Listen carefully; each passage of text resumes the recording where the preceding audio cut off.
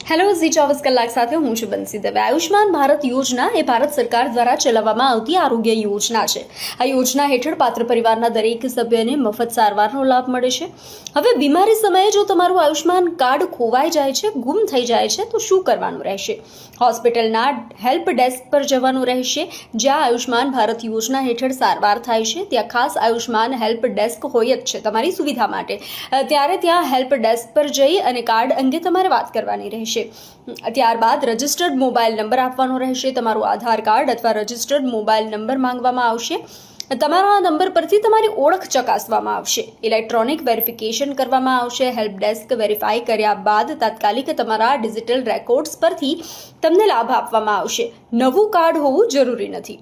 બીજી વાત કે જરૂરી ડોક્યુમેન્ટ્સ આ યોજના હેઠળ લાભ મેળવવા માટે તમારે અમુક જરૂરી ડોક્યુમેન્ટ્સ જેવા કે Aadhaar card, registered mobile number, PAN card, ration card જમા કરાવવાનું રહેશે। નવું આયુષ્માન કાર્ડ હવે જે જૂનું ખોવાઈ ગયું છે ત્યારબાદ નવું આયુષ્માન કાર્ડ મેળવવા માટે તમારે શું કરવાનું રહેશે? તમારા નજીકના CSC કે જનસેવા કેન્દ્ર પર જઈ અને આયુષ્માન કાર્ડ ફરીથી તમે છપાવી શકો છો। તમારું આધાર કાર્ડ અને ફોટો લઈ જવું ફરજિયાત રહેશે।